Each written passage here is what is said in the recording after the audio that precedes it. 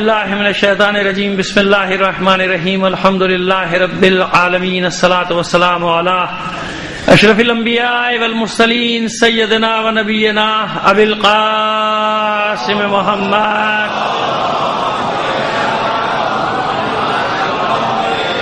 وآلہ الطیبین الطاہرین المعصومین ولعنۃ اللہ علی اعدائہم اجمعین من الآن الی قیام یوم الدین اما بعد فقد قال اللہ تعالی فی کتابہ المبین وہو اصدق القائلین وقولہ الحق بسم اللہ الرحمن الرحیم وبشر الصابرین الذین اذا اصابتهم مصیبہ قالوا انا للہ وانا الیہ راجعون. صلوات بھیجیے محمد و آل محمد پر.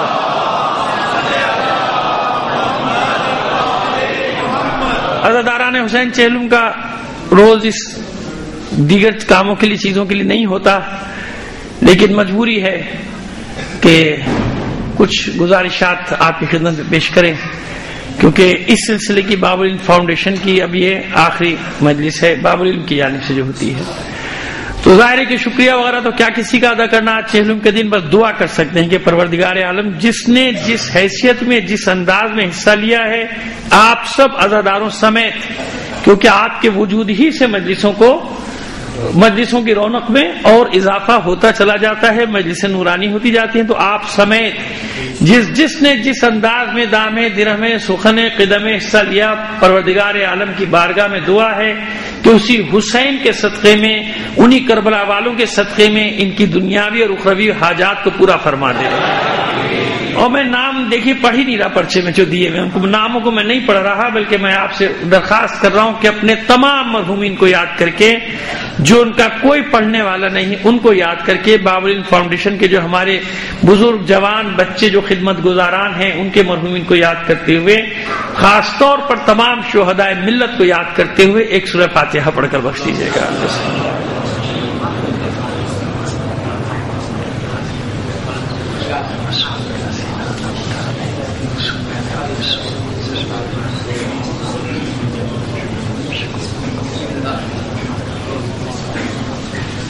ایک صلوات نعت فرما دیجیے محمد و آل محمد پر.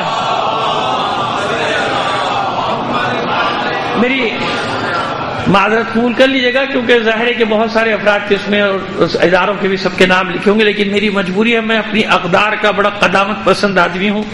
عزاداری کے معاملے میں میں اپنی اقدار کی پاسداری کرتا ہوں کہ عاشور کے دن اور چہلم کے دن یہ سارے کام نہیں ہوتے. بس دعا کی ہے، اور صبح کی مجلس میں بھی دعا کی تھی کہ پروردگار عالم پوری دنیا میں جو کروڑوں عزادار تیرے حسین کا غم منا رہے ہیں، ان کی حفاظت کرنا. اور ابھی تک الحمدللہ خدا کا شکر ہے کہ جہاں جہاں جلوس کراچی سمیت خیر خیریت سے اپنے منزل تک پہنچ گئے ہیں، جہاں ختم ہوتے ہیں اور کچھ شہر باقی بچے ہیں، دعا کرتے رہیے پروردگار عالم سب کو اپنے حفظ و امان میں رکھے. کربلا سے بھی الحمدللہ وہ 2.5 کروڑ ہو یا 3 کروڑ، سب خبر جو بھی خبر ہے آپ کے سامنے، ابھی تک سب خیر ہے. لیکن میں پھر کہتا ہوں کہ اگر اللہ نے کوئی امتحان مقدر کر دیا ہے، مقدر کر دیا نا، قضاء و قدر کو میں اور آپ نہیں ٹال سکتے. اگر اللہ نے کسی جگہ کوئی امتحان ہمارے مقدر میں لکھ دیا ہے تو بس یہ دعا کیجئے کہ پروردگار عالم ہمیں ثابت قدم رکھنا. کوئی دنیا کی مصیبت، کوئی طاقت ہمارے دل سے یہ غم حسین کی دولت نہ چھین سکے.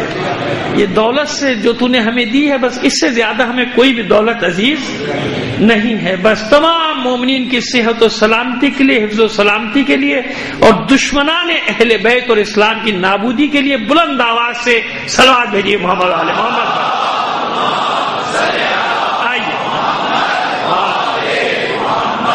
اب دیکھیے، میں نے عرض کیا کہ چہلم کا دن ہے، اسی کی مناسبت سے میں گفتگو کروں گا، کیونکہ شبیہ تابوت بھی برآمد ہوگی کہ عزاداری ہے کیا. اب کیونکہ اب یہ ظاہر ہے کہ چہلم کی مجلس اس فاؤنڈیشن کے تحت ہونے والی آخری مجلس، تو جو کچھ بھی آپ نے سنا 50 دن تک پہلی محرم سے اس کا خلاصہ کیے دیتے ہیں نا. ایک سوال کی عزاداری کیا ہے، اس سوال کے جواب میں عزاداری کیا ہے، کیوں کرتے ہیں آپ عزاداری، یہ سوال کرتی ہے نا دنیا ہم سے پوچھتی ہے کہ آپ کے عزاداری کرنے کا کیا فائدہ ہے. دنیا ہم سے سوال کرتی ہے کہ آپ ماتم کیوں کرتے ہیں، یہ کرتی ہے نا سوال. دنیا ہم سے پوچھتے کہ بھئی اس کا آپ رو رہے ہیں پیٹ رہے ہیں، اس کا فائدہ کیا ہے، اس کا نتیجہ کیا ہے. اور وہ تو بہت سارے ہمارے یہاں بھی بکرات پیدا ہو گئے ہیں کہ جو کہتے ہیں کہ بغیر مقصد کے رونے کا کوئی فائدہ. میری نہیں سمجھ میں آئے کہ یہ مقصد رونے کا کون سا مقصد ہوتا ہے. تمہارے ابا کا انتقال ہو جائے اور تم رو رہے ہو, تم سے پوچھا جائے کیوں رو رہے ہو, رونے کا کوئی مقصد ہے؟ جس کے گھر میں جنازہ پڑا ہو پہلا مقصد نہیں پوچھا جاتا. جس کے دل میں چوٹ لگے گی پہلا اثر کیا ہوگا؟ آنسو. پہلا اثر کیا ہوگا؟ آنسو. بات کی بات ہے کہ اسے بھی معلوم ہے کہ یہ جانے والا واپس نہیں آ سکتا. تو یہ جو خامخواہ کی بقراتیت کی باتیں کبھی کبھی ہمارے یہاں بھی آ جاتے ہیں نا کہ پتہ ہے نہیں کیے جا رہے ہو, پتہ ہے نہیں کیے جا رہے ہو. ایسا کچھ نہیں ہوتا. مسجدیں ورنہ خالی ہو جاتی ساری کہ اللہ کی معرفت ہے نہیں, نماز پڑھے جا رہا ہے. کیوں پڑھے جا رہا ہے بھائی؟ وہاں بھی تو یہ سوال کیا جائے نا, جب تمہیں اللہ کی معرفت ہی نہیں ہے تو نماز کیوں پڑھ رہے ہو؟ لیکن پڑھنی ہے کہ نہیں پڑھنی بتائیے؟ پڑھنی ہے نا, واجب ہے نا. وہ بابا جب پڑھیں گے ہزاروں لاکھوں جبھی تو کچھ معرفت والے پیدا ہوں گے نا. اسی طرح اگر یہ عزاداری کا تسلسل نہ ہوتا, پہلے نقضی جواب دے رہا ہوں پھر دلائل پر آؤں گا اپنے. ابھی نقضی جواب دے رہا ہوں, جیسا جواب ہے جیسا سوال ہے ویسا جواب دے رہا ہوں. ایک تمہیں موٹی عقلوں کو اتنی سی بات سمجھا دوں جو تمہاری سمجھ میں نہیں آتی کہ اگر یہ عزاداری اور یہ ماتم کا تسلسل نہ ہوتا, اگر یہ درمیان میں ٹوٹ جاتا تو آج یہ 3 کروڑ کا اجتماع کربلا میں نہ ہو رہا ہوتا. ان کو بھی نہیں معلوم تھا جو بیچارے کر رہے تھے, جن کو تو مقصد پکارے, بس ان کو تو یہ معلوم تھا کہ ہمیں حسین کا غم منانا ہے, ہمیں حسین کی یاد منانی ہے. ان کے دل و دماغ میں یہ بات بٹھا دی گئی تھی کہ تمہیں حسین کا غم منانا ہے. انہیں نہیں معلوم تھا کہ یہ غم مناتے مناتے مناتے مناتے یہ عالمگیر آواز بن جائے گا. ایسی عالمگیر آواز بنے گا کہ آج 2 منٹ کے لیے صحیح, 1 منٹ کے لیے صحیح, شاید ہی دنیا کا کوئی چینل ہو, دنیا کی بات کر رہا ہوں پاکستان کی نہیں, کہ جس نے کربلا کے چہلم کے ہجوم کو نہ دکھایا. یہ کتنی بڑی تبلیغ ہوئی. لبیک یا حسین, لبیک یا حسین, لبیک یا حسین, لبیک یا حسین, لبیک یا حسین. اب پوچھو ان سے, اب وہ جو معصوم بچے چل رہے ہیں ان سے پوچھو کیوں جا رہے ہیں, اس کو مقصد تو پتہ نہیں ہے. کربلا چلا جا رہا ہے 4 سال کا بچہ, اس کو مقصد تو معلوم نہیں ہے. عزاداری کا 2-2.5 سال کا بچہ پیدل چلا جا رہا ہے. ہوش میں ہو اپنے, عقلیں ٹھکانے ہیں تمہاری. یہ سب سے بڑا اثر کیا ہے 2.5-3 کروڑ کا؟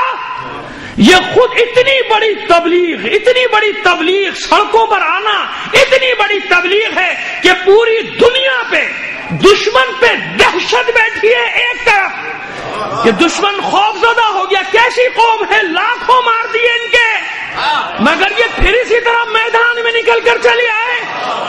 دشمنوں پہ دہشت بیٹھی, کمزوروں کو قوت مل گئی, مظلوموں کو قوت مل گئی. ملی کہ نہیں ملی؟ حوصلہ ملا کہ نہیں ملا مظلوموں کو؟ اب وہ لوگوں نے مجھ سے دوپہر میں پوچھا تھا کہ کون سا چینل, اب تو صبح سے وہ 50 بار دکھا چکے بھائی نائجیریا کی عزاداری. میں چینل کا نام یوں نہیں لینا چاہتا کہ وہ پھر اصولوں کے خلاف ہو جاتی ہے بات. یہ مسلسل وہ ابھی بھی اس وقت بھی میں دیکھ کر آ رہا ہوں, مسلسل صبح سے دکھا رہا ہے ہر خبر نامے میں. نائجیریا کی عزاداری, کالے سیاہ فام, کس کی قوم ہے؟ بلال حبشی کی قوم ہے. کس کی قوم ہے؟ جون کی قوم ہے. یہ سرخرو ہوں گے قیامت کے دن کہ ہم پیچھے نہیں تھے مولا تیری عزاداری میں. وہ پیروں میں بیچاروں کی چپل ہی نہیں ہے, کھانے پینے کا سامان نہیں ہے, مگر وہ اتنا بڑا سفر طے کر رہے ہیں کہ جتنا بڑا حسین نے مدینے سے کربلا اور پھر کربلا سے اہل بیت نے شام کا کیا تھا. یہ ٹی وی چینلز کی رپورٹ, میں ایک بار نہیں 3-4 بار دیکھ چکا ہوں دن میں, ابھی بھی دیکھ کر آ رہا ہوں 6 بجے پھر خبروں میں دیکھ کر آ رہا ہوں اس چینل پہ, اور بار بار دکھا رہا ہے نائجیریا کی عزاداری. آپ کو پہلے پتا تھا نائجیریا میں شیعہ ہیں؟ کتنا بڑا پروپیگنڈا تھا ہمارے خلاف کہ شیعوں کی آبادی کتنی ہے, 2%, 3%, 4%, 5%. اب پتا چل رہا ہے کہ جب حالات خراب ہوتے ہیں تب تشیع سامنے آتا ہے, اچھے دنوں کی بات نہیں. اب جب سامراجی عزائم سامنے آئے تو دنیا کے ہر کونے سے شیعت اٹھ رہی ہے. پتا چل رہا ہے نا دنیا کو کہاں کا شیعہ ہے. تو ایک طرف مظلوموں کو طاقت مل رہی ہے, ان بیچارے پاپ برہنگان کو, مظلوموں کو, ان سیاہ فام نسلوں کو قوت مل رہی ہے کہ بس ایک ہی طاقت ہے جو ہمیں ان بوکو حرام بلکہ ان کے نام کے ساتھ تو کچھ اور ہی لگنا چاہیے، مگر میری تہذیب مجھے اجازت نہیں دیتی کہ میں وہ لفظ استعمال کر لوں۔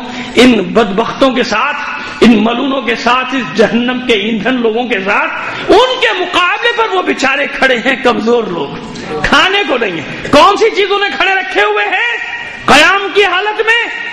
وہی نعرہ جو بھی آپ نے کہا نا، یہی نعرہ وہ بیچارے سیاہ فام بھی لگا رہے ہیں، لبیک یا حسین، لبیک یا حسین، لبیک یا حسین، لبیک یا حسین، لبیک یا حسین، لبیک یا حسین، لبیک یا حسین، یہی نعرہ وہ سیاہ فام بھی لگا رہے ہیں۔ میں دیکھ کر آ رہا ہوں، سن کر آ رہا ہوں، آنکھوں سے، کانوں سے سنا ہے، آنکھوں سے دیکھا ہے، خود دیکھ کر آ رہا ہوں۔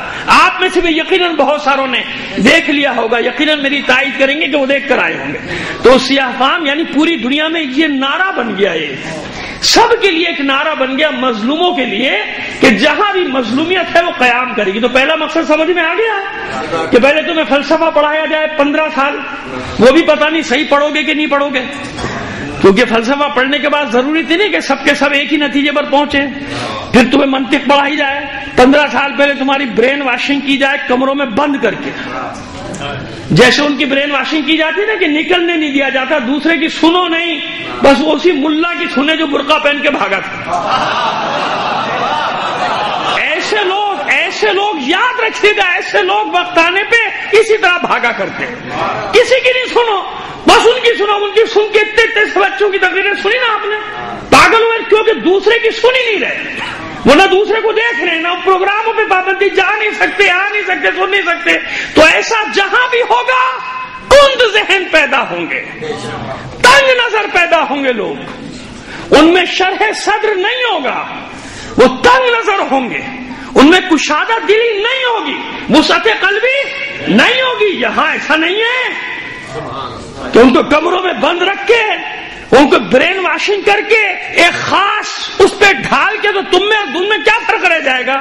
میں بھی اپنے طالب علموں کے ساتھ یہ سلوک کروں جو وہ کر رہے ہیں، تو مجھ میں ان میں کوئی فرق رہ گیا؟ کوئی فرق نہیں رہا۔ مکتب امام صادق نے آزاد چھوڑا ہے، آزاد آزاد آزاد چھوڑ، اگر روح قبول کرتی ہے تو آؤ، ورنہ جاؤ، جو فیض لے سکتے ہو ہم سے لے جاؤ۔ یہی ہے نا مکتب، امام کا مکتب یہی ہے، کوئی پابندی تو نہیں لگائی، سب نے آ کے فیض حاصل کیا کہ نہیں کیا؟ امام کے مکتب میں پڑھے، اپنے مکاتب کے امام بن گئے، بنے کہ نہیں بنے؟ ہندوؤں نے فیض اٹھایا، مسیحیوں نے فیض اٹھایا، سب امام کی دانشگاہ میں آتے تھے، کوئی قید نہیں لگاتے تھے۔ امام کیوں؟ ان کی روحوں کو آزاد چھوڑو، ان کے دل و دماغ کو آزاد چھوڑو، پابندی نہ لگاؤ، قید میں ان کو نہ رکھو، ورنہ کیا ہو جائیں گے؟ یہ وہی بنیں گے جو بن رہے ہیں نا، یہ جو خوارج کی شکل سامنے آ رہی ہے۔ نہیں کہ روح کو، ان کے دل و دماغ کو آزاد رکھو، یہ پڑھیں اور پڑھنے کے بعد فیصلہ کریں کس کا ساتھ دینا ہے، کس کا ساتھ، حق کیا ہے، باطل کیا ہے، اس کی تمیز سکھائی جاتی ہے۔ تو عزاداری کا پہلا مطلب سمجھ میں آ گیا کہ اب یہ سوال کبھی نہ کرنا کہ کیا مقصد ہے، بغیر سمجھ کے کرنے کا نہیں۔ وہ بیچارہ عام ایک جاہل سیدھا سادہ آدمی جو گاؤں دیہاتوں میں رہتا ہے، تمہاری طرح کیا اسے تعلیم حاصل کرنے کے وسائل ہیں؟ نہیں ہے۔ تم خدا کا شکر ادا کرو کہ ان دیہات اور گاؤں میں رہنے والے مومنین نے اس زمانے میں عزاداری کو زندہ رکھا جب مدارس نہیں تھے۔ میں کہہ رہا ہوں جو مدارس کا پڑھا ہوا ہوں، میں ان علاقوں کو جانتا ہوں کہ جو بیچارے کچھ نہیں جانتے تھے، بس یہ جانتے تھے کہ محرم کا چاند ہوگا، ہمیں چارپائیاں الٹی کرنی ہے، محرم کا چاند ہوگا، ہمیں علم بڑھانا ہے، محرم کا چاند ہوگا، روز شام کو یا حسین کرنا ہے۔ یہ میں تاریخ کا معمولی سا طالب علم ہوں، آپ کو بتا رہا ہوں، بعد میں وہ دوسرے جواب بعد میں دوں گا، لیکن پہلے میں یہ ذہنوں سے صاف کرنا چاہ رہا ہوں۔ اس کے بعد اگر وہ نہ ہوتا تو کیسے پہنچتے ہم؟ پھر جب علماء پہنچے ہیں، چاہے وہ پورے بر صغیر کی بات ہو، چاہے پاکستان کے بعض علاقوں کی بات ہو، بر صغیر میں بھی اگر علماء کو جگہ ملی تو کس جگہ راستے سے ملی؟ عزادار یہ حسین، کہ جہاں ذکر حسین ہوتا تھا سمجھ جاتے تھے علماء کہ ہاں یہ ہماری ملت کے لوگ ہیں، ان میں کام شروع کرنا ہے، ان میں کام کرنا ہے۔ پھر بڑے بڑے مجتہد اسی سرزمین نے پیدا کیے۔ اب اگر پیدا نہیں ہو رہے تو اس کی وجوہات کچھ اور ہیں، اس کی وجوہات ہیں۔ اگر نہیں رونا اسی سرزمین پہ بڑے بڑے مجتہد مرجعیت تک کے مثالیں موجود ہیں۔ اسی بر صغیر کی بات کر رہا ہوں، اس بر صغیر میں مرجعیت رہی ہے، لوگ نہ جانتے ہوں تو نہ جانے اور بات ہے، اور جو نہیں جانتے وہ اتنے احمق ہیں کہ وہ کہتے ہیں یہاں کے علماء نے کام ہی کیا کیا، تم جانتے کہاں ہو یہاں کے علماء کو؟ تمہیں معلوم کیا ہے کہ 1857 کی جنگ آزادی میں اگر اودھ کی جنگ ہوئی ہے تو اس کے پیچھے سلطان العلماء جیسا مرجع تقلید تھا۔ انگریزوں سے جہاں جہاں لڑائی ہوئی ہے 90% علاقوں میں موقع نہیں ہے کہ تفصیل بیان کروں، مسلمان میں لڑے اور مسلمانوں میں کون لڑا؟ ہر جگہ قیادت شیعوں کے ہاتھ میں تھی، ان شیعوں نے لڑا۔ تمہیں کیا معلوم کہ ان علماء نے کیا کیا کیا نہیں کیا؟ تمہیں تو اتنی بھی تمیز نہیں کہ آبادی کے ریشو کو تو دیکھ لیا کرو کہ ہندوستان میں مشترکہ ہندوستان میں اکثریت کس کی ہے، دوسرے نمبر پہ کون ہے، تیسرے نمبر پہ کون ہے؟ یہ کوئی ایران یا عراق یا لبنان کی سرزمین تو نہیں تھی ہندوستان، لیکن جہاں جہاں ہو سکتا تھا ان مجاہد علماء نے کیا کیا؟ انگریزوں سے مقابلہ بھی کیا، پھانسیوں پر بھی چڑھے، سولیوں پر بھی لٹکائے گئے، زندانوں میں بھی ڈالے گئے۔ پڑھو تو صحیح تاریخ، جمعہ 8 دن ہوئے نہیں ہے تمہیں، اور آ کے زبانیں کھولو ان لوگوں کے خلاف، علماء کے خلاف، ان مراجع کے خلاف جن کے بارے میں تم جانتے نہیں ہو۔ تمہیں یہی نہیں پتا کہ انہی کا صدقہ کھا رہے ہیں آج تک ان علماء کا جن علماء نے اس بر صغیر میں خدمت کی ہے مذہب حقہ کی۔ صلوات بھیجیے محمد آل محمد پر۔ انہوں نے سمجھ میں آ رہا ہے یہ سطحی گفتگو کچے ذہنوں کو تو بگاڑ سکتی ہے، کچے ذہنوں کو تو اسیر بنا سکتے ہو، لیکن میدان میں آ کے تم بات کرنے کے قابل نہیں ہو۔ معلوم ہے تم جانتے ہو کہ تمہیں جواب کیسا ملے گا، جانتے ہو کہ جواب کیسا تگڑا ملے گا۔ اب آئیے عزاداری کی طرف۔ کیا ہے عزاداری؟ کیوں ہے عزاداری؟ پہلے تو ہم نے ایک سادہ سا جواب دے دیا، ظاہری جواب دے دیا کہ اگر یہ عزاداری نہ ہو تو دشمنوں کے دلوں پر ہیبت نہیں بیٹھے گی۔ اپنے ملک میں گواہ ہے نا، کچھ شہروں میں کیا ہوا تھا، لوگوں نے چیلنج کیا تھا نا کہ ہماری لاشوں پر سے جلوس جائیں گے، غائب ہو گئے تھے سب۔ جب ہمارے مرد عورتیں بچے نکلے نا تو کوئی نہیں نظر آیا۔ وہ جب کہہ رہے تھے کہ ہم سڑکوں میں مدرسہ لگا دیں گے، جلوس نہیں گزرنے دیں گے، اب تو سمجھ میں آئی میری بات؟ ابھی 2 سال پہلے کی تو بات ہے۔ تو عزاداری کا ایک عمومی اثر سمجھ میں آیا، ظاہری اثر سمجھ میں آ گیا کہ ظاہری صرف اس اجتماع کا کیا اثر ہے، یعنی آپ جب جمع ہو جائیں تو اس کا اثر کیا ہوتا ہے کہ دشمنان اسلام کے دلوں پہ آپ کی ہیبت بیٹھ جاتی ہے کہ کیسی قوم ہے، یہ کس طرح کی قوم ہے۔ جیسے بھی حالات ہو یہ کہتے ہیں ہمیں جلوس اٹھانا ہے بھائی، یہ ہو گیا وہ ہو گیا، قتل و غارت گری، برف باری، سیلاب، طوفان، زلزلے میں اگر زندگی ملی تھی آزاد کشمیر کو تو یاد پتہ نہیں آپ کو ہے کہ نہیں ہے، سب بھول گئے تھے لوگ کیسا رمضان، کیسی شب قدر، کسی کو کچھ نہیں یاد تھا۔ 21 رمضان کو پتا چلا تھا کہ زندہ ہیں۔ کیوں؟ جب تعجب سے ساری NGOs اور پوری دنیا کے لوگوں نے بڑے تعجب سے دیکھا کہ یہ کہاں سے صدا آ رہی ہے ماتم کی، کہا کہ زلزلہ یا کچھ ہے، اسی ٹوٹی ہوئی عمارتوں سے 21 رمضان کا جلوس اٹھایا تھا شیعوں نے، اور اعلان کیا تھا کہ یہ زلزلے بھی ہمارے عزم کو مٹا نہیں سکتے۔ آفیشل زندہ زندہ مردہ مردہ محمد والے محمد بلند سلام،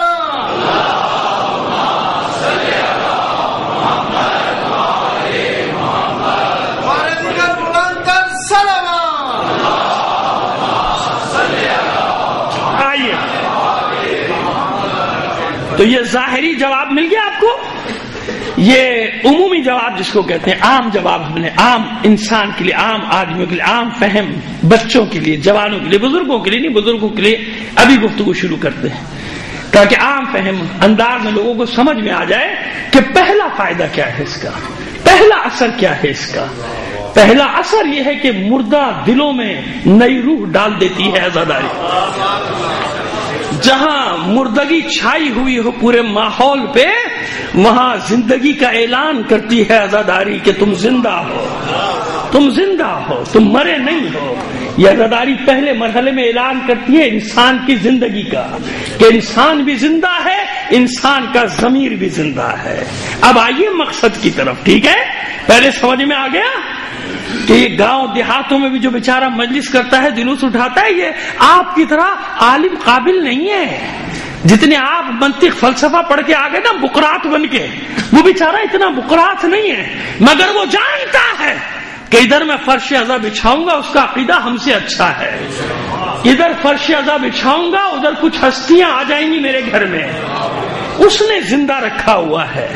یہ فلسفے منطق کی بات نہیں ہے، یہ عشق کی وادی ہے، یہ حسین کے عشق کا جہان ہے، یہ حسین کے عشق کا میدان ہے۔ اس میں دونوں خناس نہیں چلتے، یہ بقرات والا خناس بھی نہیں چلتا اور ریاکاری والا خناس بھی نہیں چلتا۔ وہ جو استحصال کرتا ہے نا عزاداری کے نام پہ دکانیں چلاتا ہے، اس کو بھی حسین نہیں بخشے گا، یاد رکھنا۔ وہ جو ڈرامے بازی کرتا ہے، نام لے کے عزاداری کا چیمپئن بن جاتا ہے اپنے، میں ان کی بات بھی نہیں کر رہا، میں جانتا ہوں ان لوگوں کو بھی جانتا ہوں، ابھی بھگتیں گے کچھ دنوں میں۔ آپ لوگ آئے ابھی یہاں بھی آج کل ایک گھسا ہوا ہے، وہ چھوڑ گیا نہیں، وہ کر کے جائے گا، اپنا کام دکھا کے جائے گا۔ میری مشکل یہ کہ نام نہیں لے سکتا۔ آپ کہیں گے کیوں نہیں نام لے سکتے؟ کوئی ٹی وی ٹاک شو میں تو بیٹھا ہوا نہیں ہوں کہ نام لے دوں، لیکن وہی مجبوری ہے جو میں نے ہمیشہ کہا کہ اب سمجھ میں آتا ہے کہ جب مجھ جیسے طالب علم اتنا مجبور ہے کہ نام نہیں لے سکتا، طالب علم، میں حقیر سا طالب علم، بس پروردگار کون سی مشیت تھی کہ رسول نے نام نہیں لیے؟ سمجھ میں آ گئی میری بات؟ اپنی مجبوریوں کو دیکھ کے کہ میں گناہگار انسان، میں گناہگار طالب علم، اب مجھے سمجھ میں آیا کہ وہ مشیت الہی کسے کہا جاتا ہے۔ وہ مشیت الہی کیا ہے جو انسان کے کبھی کبھی پیروں کی زنجیر بن جاتی ہے، صرف کس خوف سے کہ فتنہ نہ پھیل جائے، فساد نہ پھیل جائے، کیونکہ ان لوگوں نے بھی اپنی لابی مضبوط کر رکھی ہوتی ہے۔ سمجھ گئے آپ میری بات کو؟ بس فتنے سے بچانے کے لیے ناموں سے گریز کرتا ہوں، صرف علامتیں بتاتا ہوں، اشارے دیتا ہوں۔ صلوات بھیجیے محمد آل محمد پر۔ آئیے آئیے، کیا ہے عزاداری؟ اب اس پر آئیے۔ پہلے جواب تو مل گیا نا کہ پہلے مرحلے میں عزاداری مظلوم سے محبت کا اعلان ہے۔ ظلم ہوا ہے آل رسول پہ، اس کا غم منایا جائے گا، کیوں نہیں منایا جائے؟ دوسرا مرحلہ، اس کو منانے کی دلیل کیا ہے؟ کیوں منائی جائے ابھی بعد میں آتے ہیں، پہلے کیوں، اس کی دلیل کیا ہے؟ کہاں سے؟ رسول نے تو نہیں کی، عام طور پہ کہہ دیتے ہیں اماموں نے تو نہیں کی، یہ آپ لوگ کیوں کرتے ہیں؟ جلوس پہلے تو نہیں اٹھتے تھے، یہ تو 4 صدی ہجری میں جلوس اٹھنا شروع ہوئے، تو پہلی بات تو یہ کہ نہیں، جلوس تو پہلے دن سے اٹھے، جلوس، اور وہ بھی ماتمی جلوس، وہ بھی عزاداری کے جلوس۔ فرق صرف اتنا ہے کہ پہلے انہوں نے اپنی اللہ نے ان کی عقلوں پہ پردے ڈال دیے، آل رسول کو بازاروں میں لے کر آ گئے۔ جب آل رسول کو بازاروں میں لائے تو کیا کیا آل رسول نے؟ کبھی سید سجاد نے، کبھی ثانیہ زہرا نے، کبھی جناب ام کلثوم نے، کبھی فاطمہ بنت حسین نے، یہ کوفے اور شام کے بازاروں میں خطبات دیے کہ نہیں دیے؟ یہ خطبات کیا ہے؟ یہ واقعہ کربلا کا دہرایا جانا ہے کہ نہیں ہے؟ یہ دربار یزید میں دربار ابن زیاد کے خطبات کیا ہے؟ تو مجلس تو پہلے دن سے چل رہی ہے بھائی، مجلس نہیں رکی، مجلس ہو رہی ہے، جلوس بھی اٹھا ہے، لیکن آئیے پھر دے دیں، آپ کو دلیل دے دیں، شرعی دلیل دے دیں۔ کیوں تابوت، کیوں ذوالجناح، کیوں علم؟ توجہ سے سنیے گا، ریکارڈ ہو رہی ہے میری بات، نہیں سمجھ میں آئے دوبارہ سن لیجیے گا۔ بہت سارے لوگ ایسے ہیں جن کی سمجھ میں نہیں آتی، ہمارے طرف بھی ایسے ہو جاتے ہیں جن کو نہیں سمجھ میں آتا، جن کو نہ ذوالجناح سمجھ میں آتا ہے، نہ تابوت سمجھ میں آتا ہے، نہ گہوارہ علی اصغر سمجھ میں آتا ہے، نہ علم سمجھ میں آتا ہے۔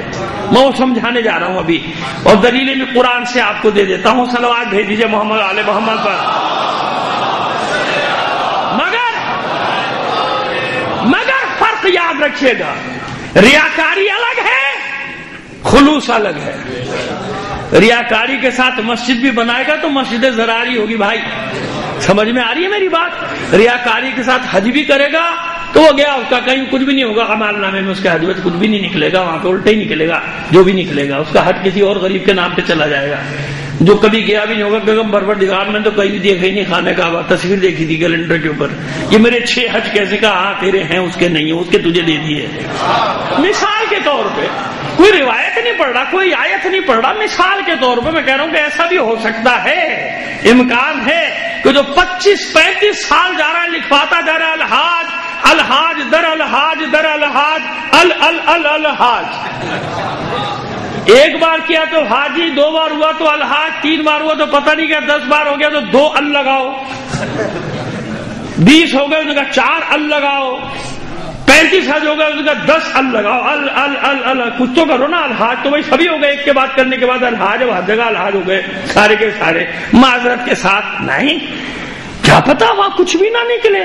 وہ غریب جس سے دیکھے خانہ کعبہ فوٹو میں ہے صرف، اس کے نکل رہے ہیں. وہ پروردگار میں دیکھے ہی نہیں، میں کبھی گیا ہی نہیں. فرشتوں سے بیچارہ کہہ رہا ہوگا بھیا کس کے ڈال دیے میرے حساب میں، بعد میں کہیں سزا نہ مل جائے. میں نے کہا نہیں بھائی تمہارے یہ رکھو، یہ تمہارے لیے ہے، یہ اس کے لے لیے تمہیں دے دیے. یہ بھی امکان ہے، ہو سکتا ہے. میں یہ تھوڑی کہہ رہا ہوں کہ روایت ہے یا آیت ہے، ٹھیک ہے نا. تو ریاکاری الگ. میری ان باتوں کا مطلب یہ نہیں کہ سارے ریاکاروں کو راستہ مل جائے، دکانیں چلانے والوں کو راستہ فراہم کر رہا ہوں، نہیں یہ نہ سمجھیے گا کہ دکان چلانے والوں کو راستہ فراہم کر رہا ہوں، جو کاروبار کر رہے ہیں اس نام پہ ان کے لیے راستہ نکال رہا ہوں، نہیں یہ نہیں کر رہا. میں تو چیز کی حقیقت بتا رہا ہوں.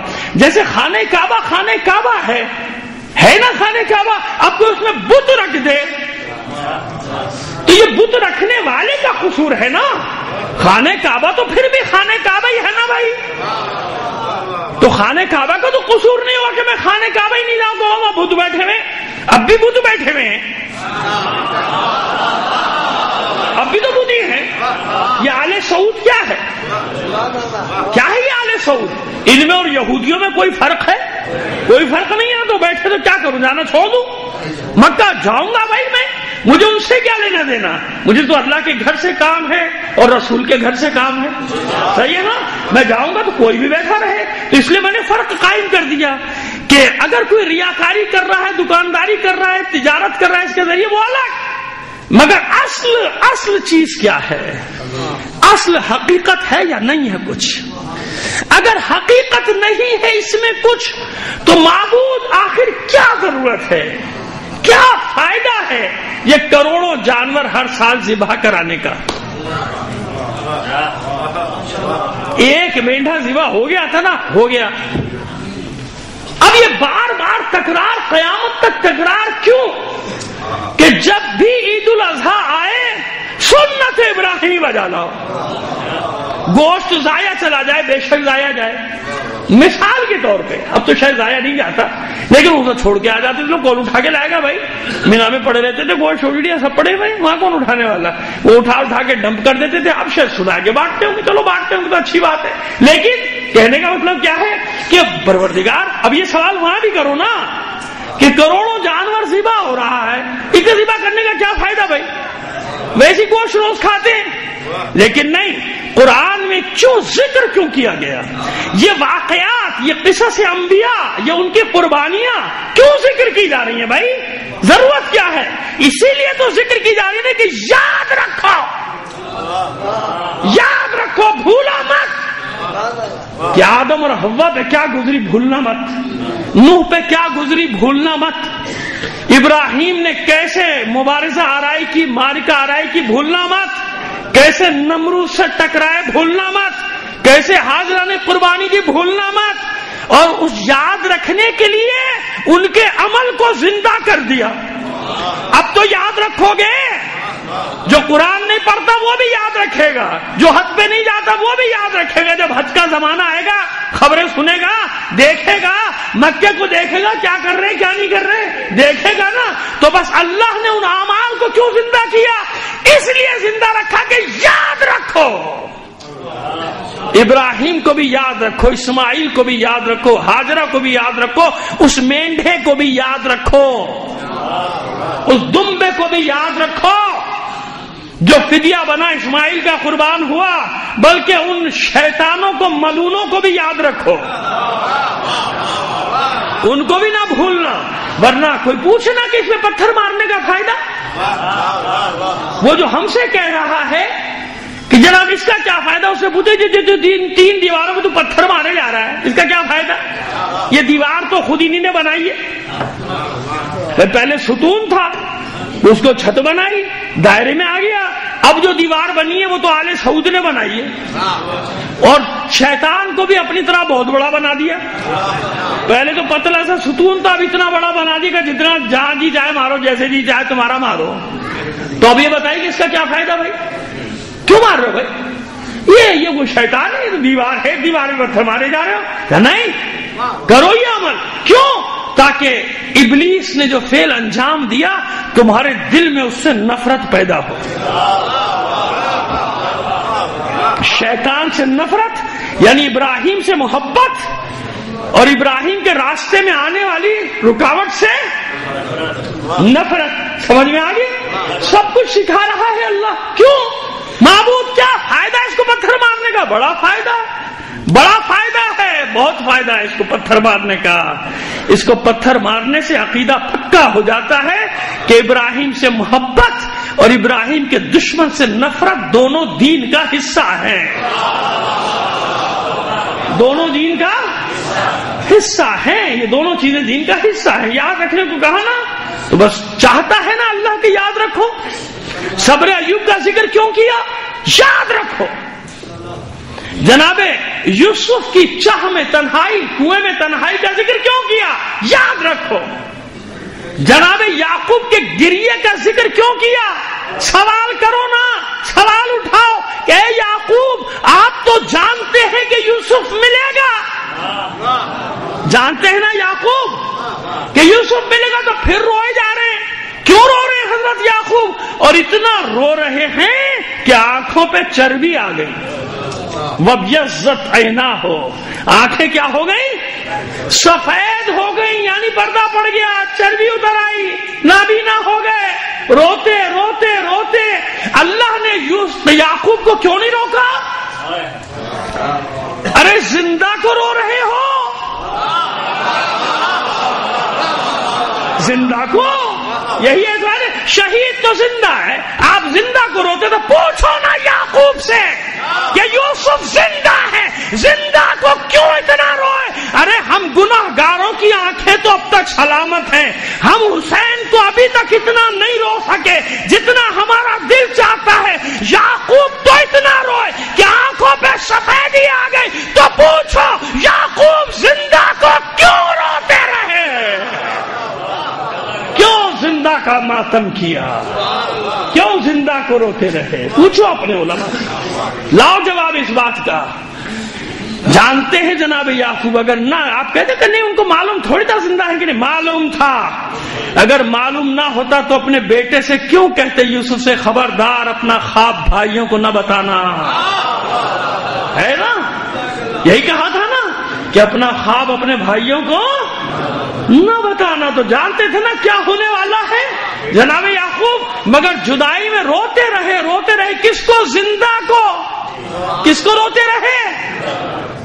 تم زیادہ جانتے ہو۔ اسی وقت مشیت کو ٹوکنا تھا، یعقوب یہ کیا کر رہے ہیں آپ؟ یہ کیا کر رہے ہیں آپ؟ نبی ہیں، پیغمبر ہیں، ایسے روئیں گے؟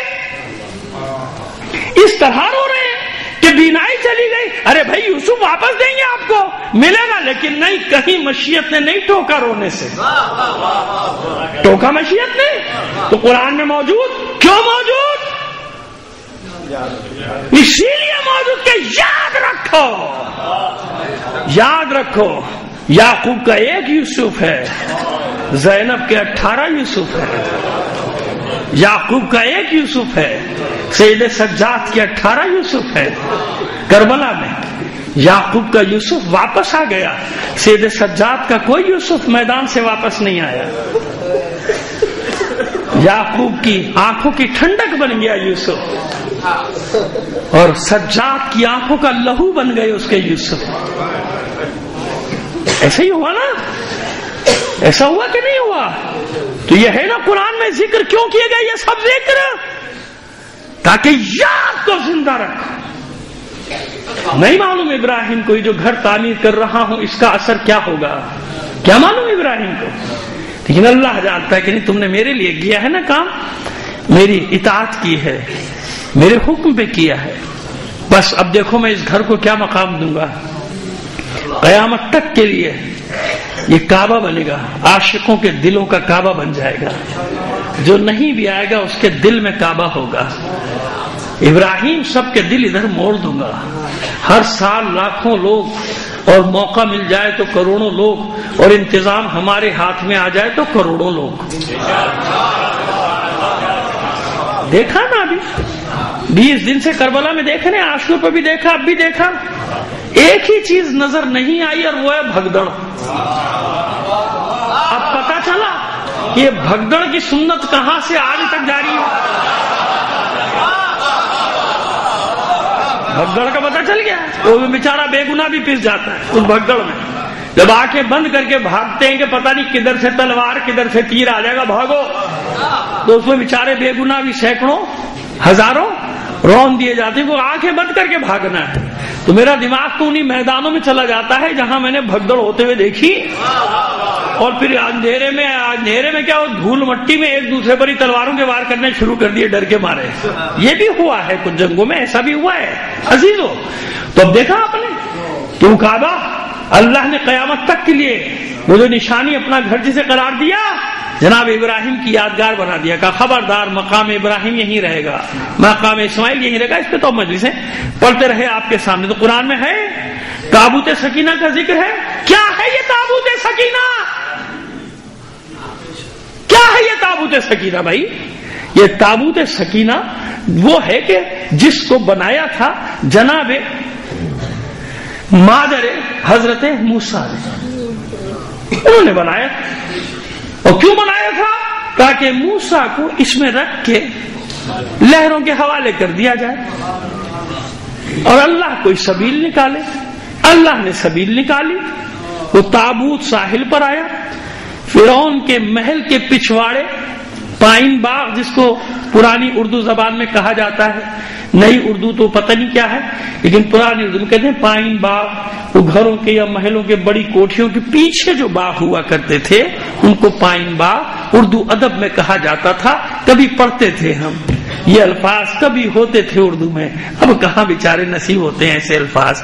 کبھی کوئی پرانی کتاب مل جائے تو پھر دل چاہتا ہے کہ ہاں یہ الفاظ اب کسی بچے کو بتا دیے تو وہ بیچارہ پریشان ہو جائے گا, یہ ہے کیا, اس کا مطلب کیا ہوا. خیر اب اردو پڑھانا تو مقصد نہیں, نہ سمجھانا, مجھے خود اتنی اردو نہیں آتی, جو 2-4 لفظ آتے ہیں بس وہ بتانے کی کوشش کرتا ہوں. وہ پائن باغ جو ساحل سے ہے, نیل بہ رہا ہے, ایسے محل بناتے تھے نا جیسے تاج محل بنا ہوا ہے جمنا کے کنارے, اس کا بھی ایک پائن باغ تھا, ہے یا نہیں مجھے نہیں معلوم. تو اسی طرح بنائے جاتے تھے کہ وہ پائن باغ پیچھے جو تھا وہ دریا.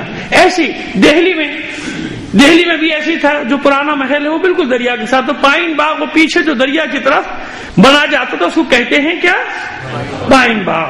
تو وہ کہا جاتا تھا پیچھے. تو وہاں پائن باغ میں جہاں وہ اپنی سہیلیوں کے ساتھ جناب آسیہ اپنے حرم کے ساتھ بیٹھی ہے, وہاں یہ تابوت تیرتا ہوا آیا. یہ ہے تابوت, لکڑی کا ٹکڑا ہے. اور کیا ہے یہ اپنے ہاتھ سے بنائی ہوا ہے, اپنے ہاتھ سے بنایا ہے نا بھائی, لکڑی کا تابوت. چلو ملائکہ نے مدد کی ہوگی مگر کوئی اس کو بھی نہیں مانے گا. اچھا نہ مان, بنایا تو ہے, تابوت تو ہے, لیکن اس تابوت کی اہمیت کیا ہے؟ جناب ہارون کے تبرکات اس میں, جناب موسیٰ کے عصا اس میں, جناب موسیٰ کا پیرہن اس میں, جناب موسیٰ کا امامہ اس میں. اور یہ اتنا متبرک ہو گیا جناب موسیٰ کے بعد کہ جب تک یہ تمہارے درمیان میں رہے گا تم لوگوں پر حاوی رہو گے. اتنا متبرک. اور لوگ جاتے تھے اس کو بوسہ دیتے تھے, بوسہ دینے کی حد تک بالکل ٹھیک تھا. اس کو چومتے تھے, چومنے کی حد تک ٹھیک تھا, کیونکہ اللہ کا حکم تھا کہ اس کو بچا کے رکھو, اس کی حفاظت کرو. اور اس کا ثبوت کیا ہے کہ جب یہ صدیوں ظلم و ستم, کیونکہ تابوت ان سے لے لیا گیا ان کی حرکتوں کی وجہ سے, کیونکہ انہی نے اس کو کمائی کا ذریعہ بنا لیا. کیا کیا؟ اب جس بڑے آدمی کا کچھ ہوتا تھا پروگرام کہتا تھا بھیا ذرا یہاں لے آنا, میری ذرا واہ واہ ہو جائے گی. تو بس معذرت کے ساتھ جملہ بڑا تلخ ہے مگر سنتے جائیے اور 2-4 برائیاں کر لیجیے گا، میری مجھے کوئی پرواہ نہیں. خود نہیں جانا زیارت کے پاس، زیارت کو ہمارے پاس آنا چاہیے. سمجھ میں آ گئی بات؟ اب یہ بات کہاں جائے گی، کیا اس کا ریئیکشن ہوگا؟ میرا اللہ میرا مالک ہے. صلوات بھیجیے محمد آل محمد پر. بس میں نے اپنے اللہ پہ بھروسہ کر کے یہ سچائی آپ کے سامنے رکھ دی، مگر بنی اسرائیل کی رکھی ہے بھائی.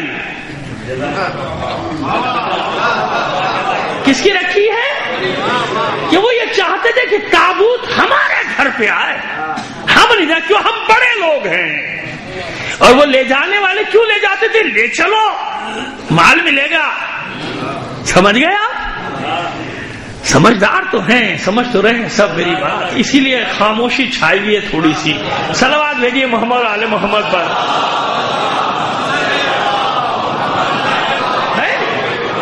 تو تابوت کے ساتھ یہ تماشا شروع کر دیا کہ اب جس کے یہاں جو پروگرام ہو تابوت جا رہا ہے، اس کے یہ بڑھا دو. چھوٹا آدمی بیچارہ پریشان ہے، یہ کیا ہوا؟ تم انتظار کر سڑک کے اوپر، پہلے فلاں سیٹھ کے یہاں سے آ جائے پھر تیری باری آئے گی. اللہ نے کیا کیا؟ ان سے یہ نعمت اٹھا لی، تابوت ان سے اٹھا لیا گیا، غائب پوشیدہ غیبت میں چلا گیا، تابوت غیبت میں چلا گیا. کیا تماشا کرتے ہو اللہ کی نشانیوں کا؟ کاروبار کرتے ہو اللہ کی نشانیوں کے ذریعے سے؟ بے وقوف بناتے ہو لوگوں کو اللہ کی نشانیوں کے ذریعے سے؟ یہ مقدس چیزیں ہیں، ان کا تقدس ہے. کیا ہے؟ تقدس ہے. جو چیز پیغمبر سے امام سے منسوب ہو جائے تو مقدس ہو گئی کہ نہیں ہو گئی؟ اس کے تقدس کو پامال کرتے ہو، اس کے تقدس کو بازاروں میں فروخت کرتے ہو، اس کے تقدس کو سرمایہ دار کی چوکھٹوں پہ لے جا کے پامال کرتے ہو. اگر اتنا بڑا ہے تو کہیں اور جا. اس فرش عزا پہ تو جو بھی بیٹھتا ہے سب ایک جیسا ہوتا ہے بھائی. اور میں تو ہمیشہ ایک بات کہتا ہوں، خدا سلامت رکھے ہمارے ان بزرگوں کو. میں ظاہر پابند شریعت کوشش کرتا ہوں، دعویٰ تو نہیں کرتا ہوں. مجھے معلوم ہے کہ ڈاکٹر نے جس کو کہہ دیا کہ آپ کرسی پر بیٹھ کے نماز پڑھیں، کرسی پر بیٹھیں، اس کا حق ہے. اسلام نے کہا ہے کہ اس کا حق ہے. غریب امیر نہیں، وہ بیمار ہے، مریض ہے، اس کا حق ہے کہ وہ کرسی میں بیٹھے. لیکن بعض جگہ خیر بات سنا کے آ گیا، اس لیے اب جگہوں کا نام لینے کی ضرورت نہیں، وہاں پہ کہہ چکا ہوں جامع سے، جوان بچے لڑکے کیونکہ سیٹھوں کے بیٹے کرسی پہ بیٹھے. اچھا، اس فرش عزا پہ حسین کی ماں بیٹھی ہے،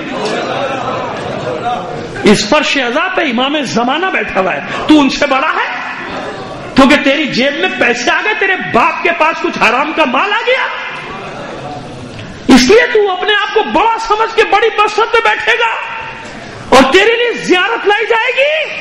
اور پھر سمجھے گا کہ کوئی سچ بولنے والا نہ ہو، کوئی حق بولنے والا نہ ہو، کوئی ڈانٹنے والا نہ ہو، کوئی سنت پہ عمل کرنے والا نہ ہو کہ جب کوئی غلط کرے تو کوئی ٹوکے بھی نہیں. ایسا کچھ نہیں ہے. بہت ہیں ٹوکنے والے. کچھ لوگ ڈرتے ہوں گے ٹوکنے سے کیونکہ ان کے مفادات انہی سیٹھوں سے وابستہ ہوتے ہیں، ان کی دال روٹی انہی سرمایہ داروں کے ذریعے سے چل رہی ہوتی ہے، اس لیے وہ ڈرتے ہوں گے. علی کے غلام تھوڑی ڈرتے. امام زمانہ کے سپاہیوں کے غلام ہونے کا دعویٰ کرنے والے نہیں ڈرتے ہیں. سپاہیوں والی صفات بھی نہیں ہے ہم میں تو، لیکن سپاہیوں کے غلام ہونے کا انشاءاللہ خدا نے چاہا توفیق دے اللہ آپ کو، ہم سب کو توفیق دے. لیکن مجھے اللہ اکبر یا رسول اللہ یا سمیٹ رہا ہوں، اللہ سمیٹ رہا ہوں بیان کو. بات سمجھ میں آ گئی میری؟ جو میں نے کہی مان یا نہ مانے، مگر میں نے کوئی تقیہ نہیں کیا بات کو سمجھانے میں. سمجھا دیا میں نے جو سمجھانا تھا، لیکن ذکر ہے نا تابوت کا. پھر جب فتح کے دن نزدیک آئے، جب توبہ تلہ کی، اپنے اعمال پہ توبہ کی، معافیاں مانگی، اس میں بھی کئی صدیاں لگیں، تو پھر اللہ نے خوشخبری دی. کس کی؟ طالوت کی، جالوت کے مقابلے میں بنی اسرائیل کو، کہ اب یہ تمہارا سردار بنا دیا، جاؤ فتح کی خوشخبری ہے، شموئیل پیغمبر جائیے ان کو خبر دے دیجئے جناب شموئیل سے ناراض ہو گئے تھے، یہ کیا طالوت کو بنا دیا اورنگی ٹاؤن کا رہنے والا، ہم ڈیفینس میں رہتے ہیں ہمیں نہیں بنایا۔ مثال کے طور پہ میں نے اپنے شہر کی مثال دے دی، آپ کے شہر کے سارے علاقوں کے نام مجھے یاد نہیں، تو میں نے اپنے شہر کی یہ اورنگی ٹاؤن والا، یہ کورنگی میں رہنے والا، اس کو ہمارا صدر بنا دیا، سربراہ بنا دیا، ہم ڈیفینس۔ اب تو میں نے کہا نا کہ وہ علامات میں سے کیا ہے کہ تمہارے پست بلند اور بلند پست ہو جائیں گے۔ کیا مطلب؟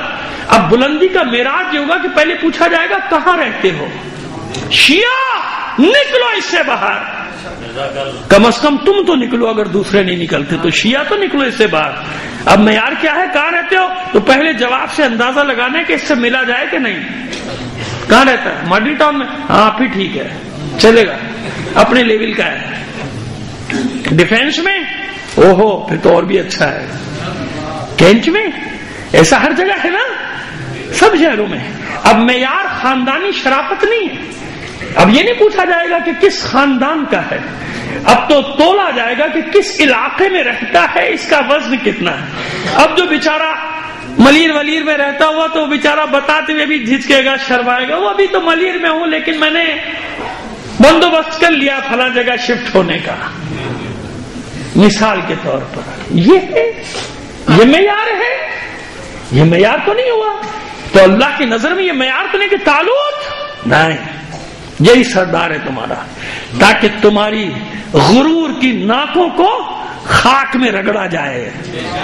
وہ جو تم تکبر کرتے ہو نا، تکبر سے چلتے ہو، وہ تمہارے اس تکبر کو خاک میں ملایا جائے۔ یہی طالوت، کیوں؟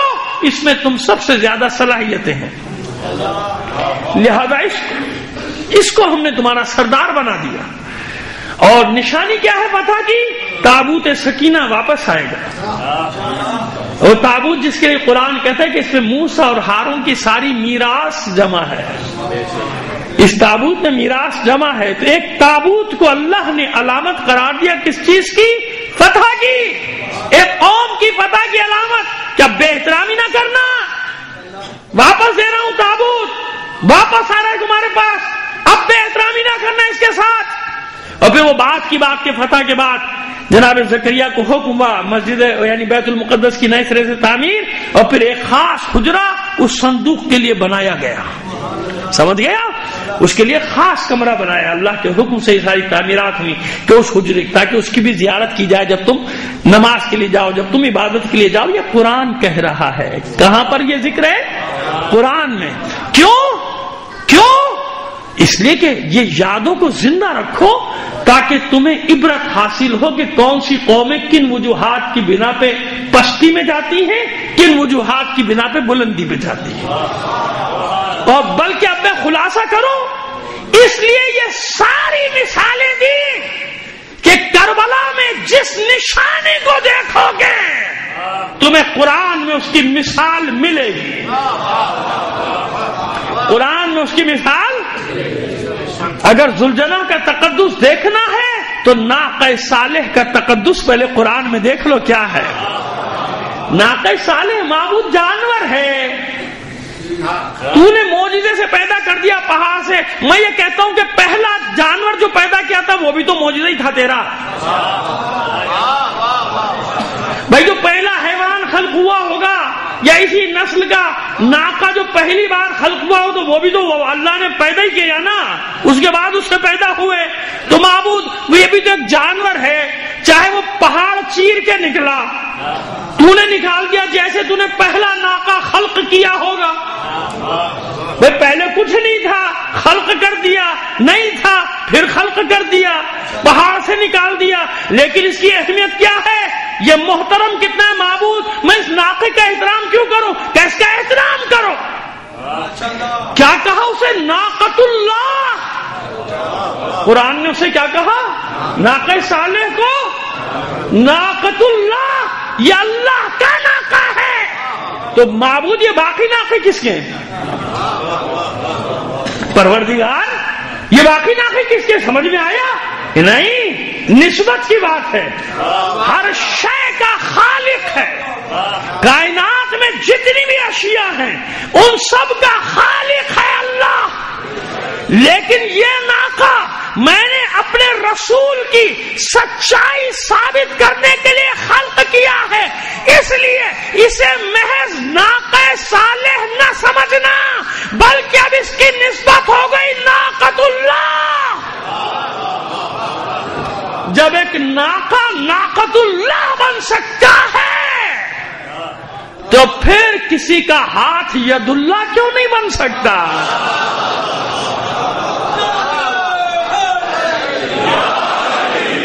سمجھ میں آ گیا؟ احترام سکھایا، خبردار اس ناقے کی بے احترامی نہ کرنا. ایک دن اس کے لیے ہے نہر کا پانی، دوسرے دن تمہارے لیے ہے. دوسرے دن یہ منہ بھی نہیں لگائے گا تمہارے حصے کے پانی کو.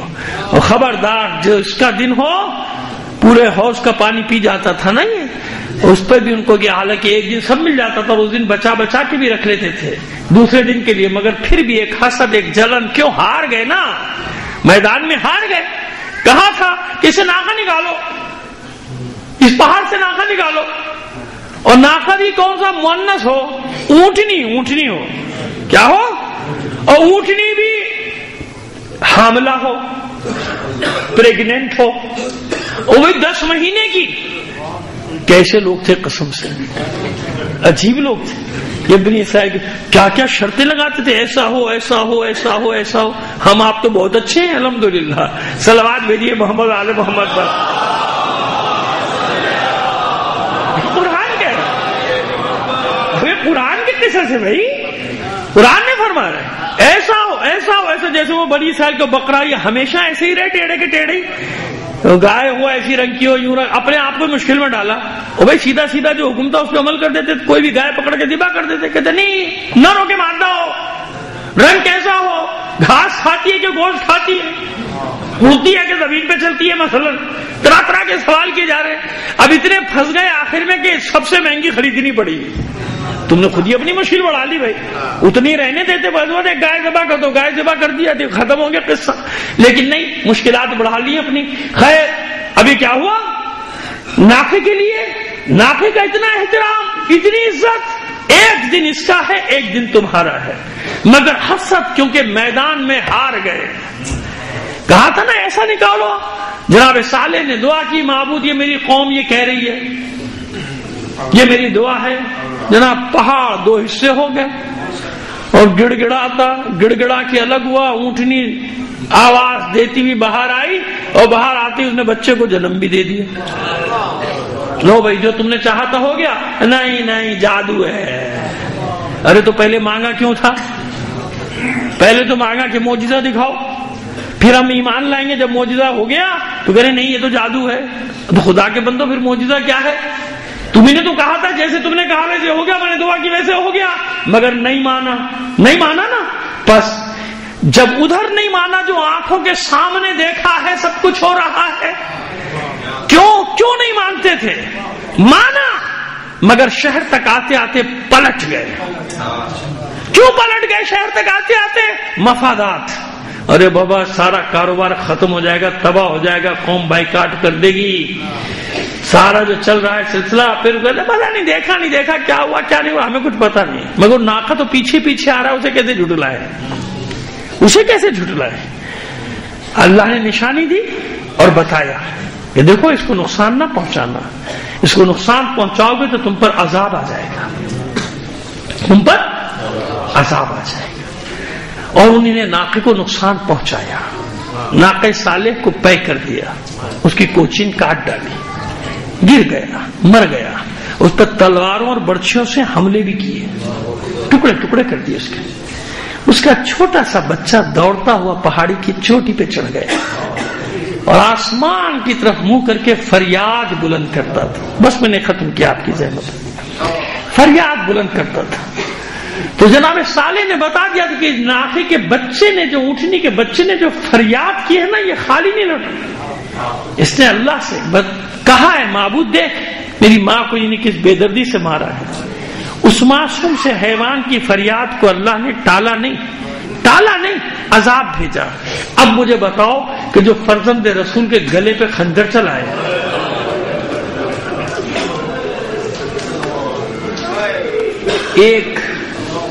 ایک وہ مصیبت ہے مسلمانوں کی کہ جو ثانیہ زہرا نے کہا تھا کہ آج کے بعد اب تم چین سے رہ نہیں سکتے، تمہیں معلوم ہی نہیں ہے کہ تم نے کیا کیا ہے، تم نے رسول کے بیٹے کا سر کاٹا ہے،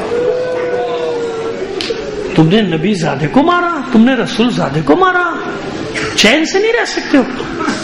کربلا کے بعد سے آج تک فتنوں کا شکار ہو گئے، کیوں؟ حق کے نمائندے کو قتل کر ڈالا، اور رہیں گے ساری نشانیاں دیکھنے کے باوجود یہ فتنوں ہی میں رہیں گے۔ اگر ہدایت پانے والے ہوتے تو وہ پردے غیب میں نہ جاتا حسین کا بیٹا، جس کا ظہور اب انشاءاللہ نزدیک ہے۔ کتنا نزدیک کوئی تعین نہیں کر سکتا، معصومین نے منع کیا ہے کہ جس نے وقت کا تعین کیا وہ کاذب ہے، وہ جھوٹا ہے۔ یاد رکھنا اس روایت کو، ہر معصوم نے منع کیا ہے، توقیت کہلاتی ہو، وقت کا تعین کرنا، امام کے ظہور کے وقت کا تعین کرنے کو منع کیا ہے ائمہ طاہرین نے۔ جو وقت کا تعین کرے گا وہ کاذب ہوگا، یاد رکھنا، کیا ہوگا؟ جھوٹا ہوگا۔ کیوں؟ بس علامات بتائیے کہ ہاں یہ علامتوں کو ذہن میں رکھو، یہ علامتیں جب آنی شروع ہو جائیں تو سمجھ لینا کہ زمانہ قریب آ گیا۔ اب یہ زمانہ قریب کتنا ہے؟ 10 سال ہے، 15 سال ہے، 5 سال ہے، 20 سال ہے، 50 سال، یہ مجھے نہیں معلوم، نہ آپ کو معلوم ہے۔ کیوں؟ وجہ صبح بتا چکا ہوں ایبٹ روڈ کی مجلس میں کہ وجہ کیا ہے۔ اس لیے حکمت یہ ہے، جیسے موت کو تم سے چھپایا ہے، جیسے قیامت کو تم سے چھپایا ہے۔ اگر انسان کو اس کی موت کا وقت پتہ چل جائے تو 10 سال پہلے ہی مر جائے گا گنتے گنتے، اب اتنے دن رہ گئے، اب اتنے دن رہ گئے، ابھی تو خوش ہوتا ہے نا کہ اتنا بڑھ گیا، اتنا بڑھ گیا، ہر سال سالگرہ منا رہا ہوتا ہے نا، پتہ چل جائے تو برسی منائے گا، زندگی میں اپنی برسی منانا شروع کر دے گا کہ یہ کم ہوا، 1 کم ہوا، 2 کم ہوا، لو پہلے ہی چلا گیا۔ سمجھ میں آ رہی ہے ہماری بات؟ کہ حکمت الہی ہے، پوشیدہ رکھا، جیسے تم سے وقت کو پوشیدہ رکھا تمہاری موت کے، جیسے قیامت کے وقت کو پوشیدہ رکھا، اس لیے اس کو بھی پوشیدہ رکھا کہ کب ظہور کرے گا، تاکہ اس کی غیبت میں تمہیں امتحان کی چکی میں ڈال دیا جائے، امتحان کی چکی میں تمہیں پیسا جائے کہ کتنے باقی رہتے ہیں اور کتنے پیچھے ہٹ جاتے ہیں۔ اتنی سی بات ہے، بس یہ بات ہے۔ لہذا تم نے فرزند رسول کو قتل کیا، اب یہ فتنوں میں پڑے رہیں گے، اور اس کے آنے کے بعد بھی اس پر ایمان نہیں لائیں گے، نہیں لائیں گے، آپ کی ضد میں ایمان نہیں لائیں گے، آپ کی حسد میں ایمان نہیں لائیں گے۔ علی کا حسد آج تک جاری و ساری ہے کہ نہیں ہے؟ ہے نا؟ علی کی حسد میں جہنم میں جانا انہیں گوارا ہے، مگر علی سے محبت نہیں کریں گے، علی کا اتباع نہیں کریں گے، علی کو رسول کا جانشین نہیں مانیں گے، ہے نا؟ تو ایسے آپ کی دشمنی میں، آپ کی حسد میں یہ امام کا ساتھ نہیں دیں گے۔ آخر کربلا میں کون تھا سامنے؟ امام ہی تھا نا، کربلا میں کون تھا سامنے؟ میں چیلم کے مسائل صبح پڑھ چکا، اس وقت کیونکہ یہاں شبیہ تابوت جناب سید الشہداء برآمد ہونی ہے نا، بس 2 جملے چلیے ربط دینے کے لیے 40 کے حوالے سے یوں کہہ دیتا ہوں کہ چہلم کی سنت کس نے ڈالی ہے؟ زینب، وہ زینب جو 20 سفر کو چہلم نہیں منا سکی، قید میں تھی نا۔ بھئی آپ سیدھا سا حساب کریں تو بھی پتہ چل جاتا ہے کہ 12 محرم کو 13 محرم کو کوفے پہنچے ہیں، کوفے میں زندان میں ڈال دیے گئے، پھر خط بھیجا گیا، شام ابن زیاد نے خط بھیجا کہ اب کیا کروں، کام ہو گیا، حسین کا سر قلم کر دیا، ان کے اہل حرم کو اسیر کر لیا، اب کیا کروں۔ خط شام گیا، شام سے جواب آیا کہ انہیں اب ہماری طرف روانہ کرو، تو کچھ وقت لگا کہ نہیں لگا آنے جانے میں؟ تو ابھی 20 سفر کو واپس کیسے آ جائے گی زینب؟ میرے تو خیال میں سفر کے کچھ دن ہوں گے کہ جن میں پہنچی ہوگی زینب، کیونکہ ملتا ہے کہ 13 سفر کو زندان میں شہادت ہوئی ہے جناب سکینہ کی، تو ابھی رہا کہاں ہوئے؟ کہ 20 سفر کو پہنچیں گے. جب بھی قید سے رہا ہوئے ہیں زینب کی حسرت یہ ہے کہ میرے بھائی کا چہلم ہو. میں نے اپنے بھائی کا 40 نہیں منایا. عزاداروں بہت ساری باتیں رہ گئی ہیں عزاداری کی حکمت بتانے میں، لیکن سامنے میرے گھڑی نے، کیونکہ ظاہر ہے کہ میں جانتا ہوں آج آپ صبح سے یا جلوسوں میں ہیں یا مجلسوں میں ہیں، اس لیے میں نے بہت ساری باتوں کو چھوڑا ہے. زندگی رہی پھر کسی موقع پہ جتنا کہہ دیا اتنا بھی بہت ہے، کافی ہے سمجھنے والوں کے لیے. تو خیر یہ 40 وہ رسم ہے کہ اس زمانے میں بھی عربوں میں رائج تھی. تو زینب کہتی ہے مجھے 40 منانا ہے، مدینے نہیں جانا. پہلے کہاں جانا ہے؟ کربلا. جا رہے ہیں نا لوگ، ابھی تک سنا ہے میں نے کہ ابھی تک چل ہی رہے ہیں، پہنچ رہے ہیں اور کل صبح تک بھی پہنچیں گے کچھ لوگ. اتنا ہجوم ہے کربلا میں، اتنا ہجوم. تو میرا تو یقین ہے، مجھ گناہگار کا تو یہ یقین ہے، میرا تو عقیدہ ہے، ہو ہی نہیں سکتا کہ ان عزاداروں کے ساتھ ساتھ کربلا کے 72 شہداء نہ ہو. ان عزاداروں کے ساتھ عزاداروں کو دعائیں دینے والی حسین کی بہن نہ ہو.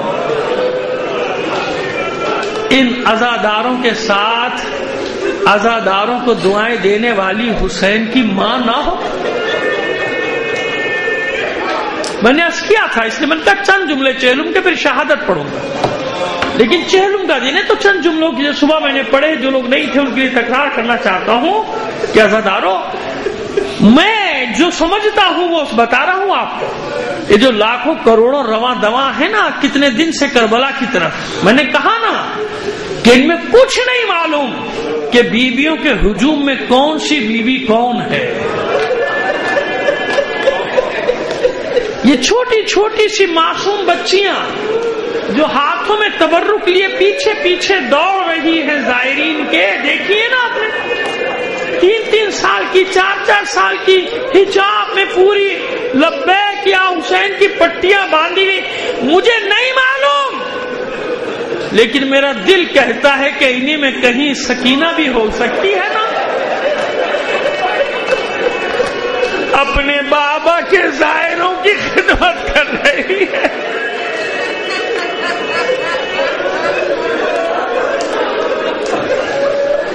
معاف کر دے پروردگار مجھے.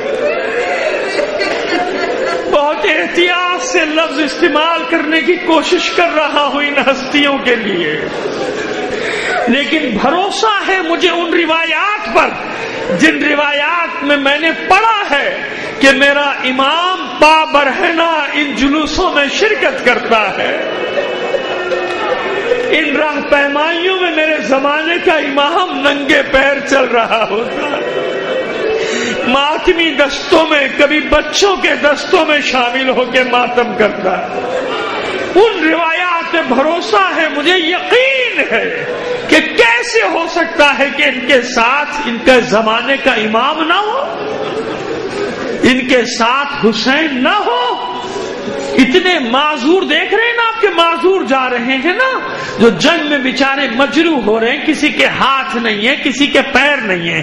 دیکھے نا آپ نے ٹی وی پر تو دیکھا ہے نا، میں نے تو ویسے بھی دیکھا ہے اور برسوں سے دیکھ رہا ہوں کہ جنگ میں کسی کے ہاتھ اڑ جاتے ہیں کسی کے پیر.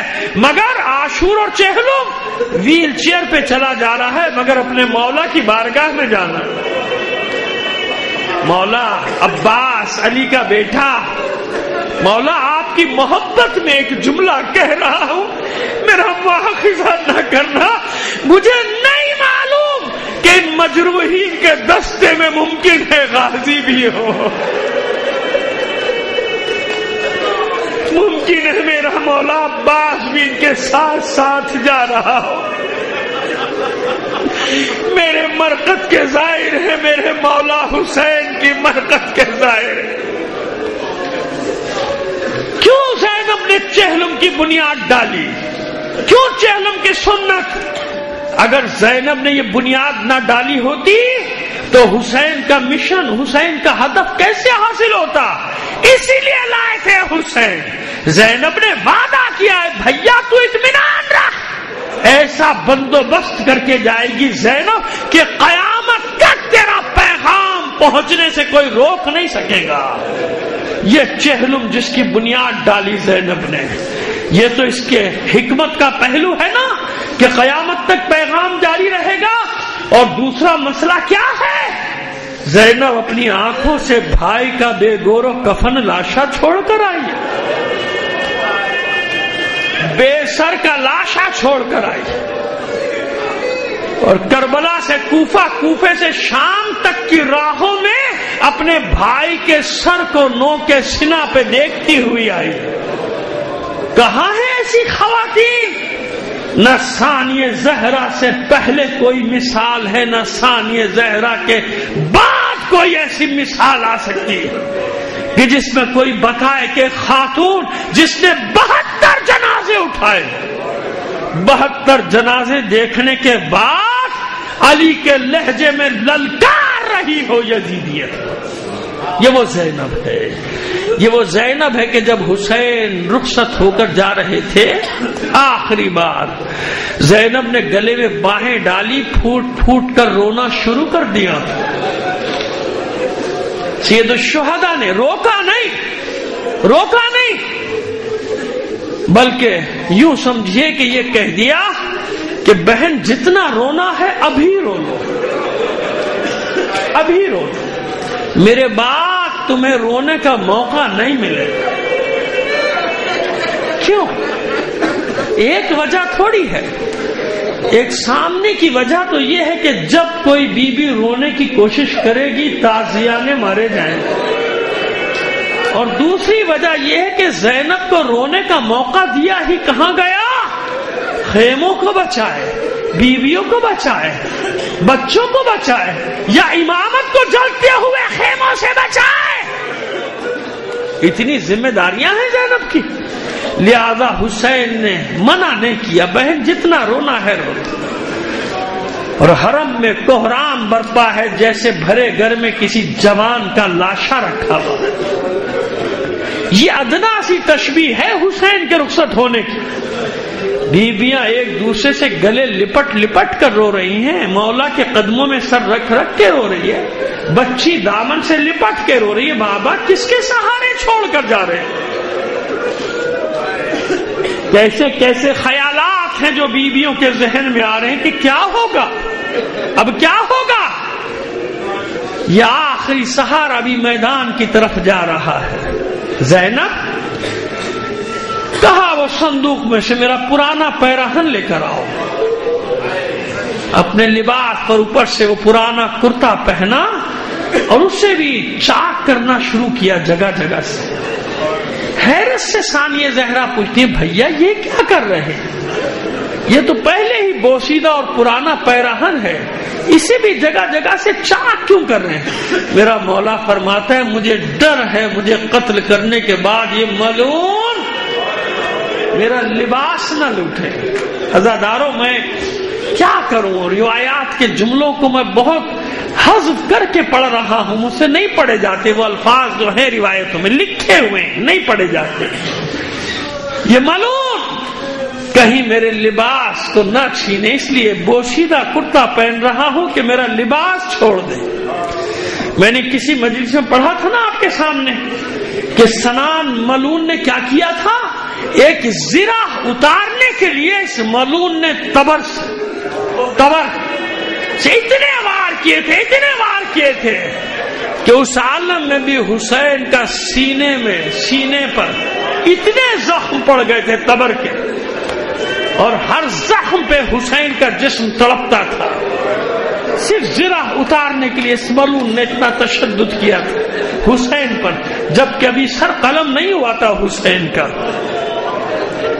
اس لیے پہن رہا ہوں. رخصت ہوئے، آخری بار بہن نے کہا اچھا بھیا میرے قریب آؤ اور قریب آؤ. جب بالکل قریب آ گئے حسین تو زینب نے ہاتھ گلے میں ڈالے، اپنے بھائی کے باہیں گلے میں ڈالی، سر جھکایا اور سر جھکانے کے بعد گلو مبارک کے بوسے لینے لگی. پوچھا حسین زینب پاگل کیوں؟ کہا بھیا ماں نے آخری وقت میں مجھے وصیت کی تھی، زینب جب تجھے یقین ہو جائے کہ اب تو حسین سے دوبارہ نہیں ملے گی تو میری طرف سے حسین کے گلے کے بوسے لے لینا۔ دونوں بہن بھائی ایک دوسرے سے گلے مل کے رو رہے ہیں۔ پھر اس کے بعد حسین نے ایک عمل انجام دیا، زینب کے بازوؤں پہ بوسے دیے۔ کہا بہن ماں نے ایک وصیت مجھے بھی کی تھی کہ جب یقین ہو جائے کہ اب دوبارہ ملاقات نہیں ہوگی زینب سے تو میری طرف سے زینب کے بازوؤں کے بوسے لے لے۔ کیوں؟ اب ان بازوؤں میں رسن باندھی جائے۔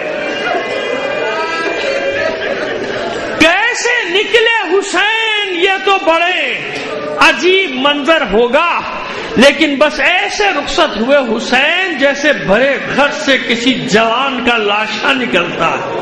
کیا عالم ہوتا ہے اس گھر کا؟ یہ ادنا سی منظر کشی ہے، اصل منظر کشی کوئی نہیں کر سکتا رخصت حسین کی کہ کیسے حسین رخصت ہوا ہے۔ ہاں اگر ایک اور منظر دیکھنا ہے تو یہ ضرور دیکھ لو کہ جب حسین کے ذوالجناح نے آگے بڑھنے سے انکار کر دیا تھا اور حسین نے اتنا کہا تھا میرے رہوار بس ایک بار مجھے قتل گاہ میں چھوڑا پھر تجھے زحمت نہیں لوں گا۔ ذوالجناح نے اس اسب وفادار نے اپنی آنکھیں نیچے جھکائی، اپنا سر نیچے جھکایا۔ اب جو حسین نے دیکھا تو کیا دیکھا؟ گھوڑے کے ذوالجناح کے قدموں سے لپٹی ہوئی ہے بچی۔ نہ جا میرے بابا کو لے کر ذوالجناح جو گیا وہ واپس نہیں آیا، نہ جا میرے بابا کو لے کر میدان۔ مختصر کیا میں نے اس منظر کو۔ حسین نے آخری حجت کے طور پہ ایک بار پھر اپنا تعارف کرایا،